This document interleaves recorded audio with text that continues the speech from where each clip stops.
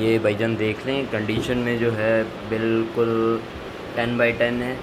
ये use basically सिर्फ एक ही प्रोजेक्ट के ऊपर हुआ है, तो इसका कोई ख़ास यूज़ नहीं हुआ।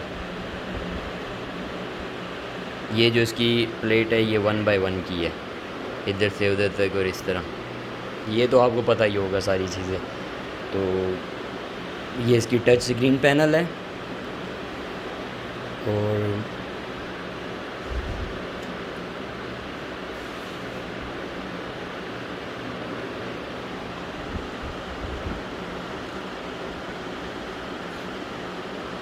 ये इसके जी एक्सिस वर्क कर रहे हैं, ठीक है।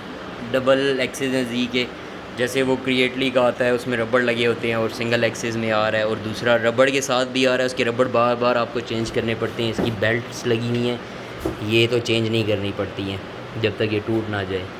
तो इसका आपको मेंटेनेंस का कोई ख़ास ख़र्चा भी नहीं है। ये चीज़ तो मुझे इस वजह से पसंद आई थी।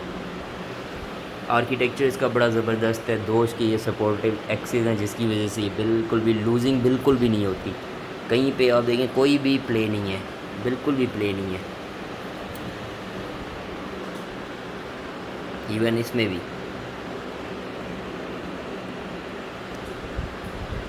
ये वाई एक्सिस,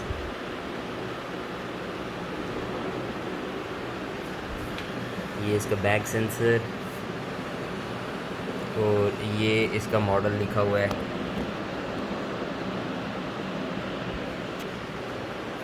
ये इसके साथ जो टूल्स आए थे ये वो हैं।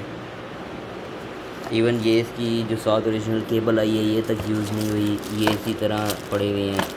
ये इसके साथ आई है केबल टाइज, और ये इसके सफाई करने का टूल है, और साथ इसके नोज़ल्स भी आई थी, और कुछ मैंने लेकर रखी हुई थी।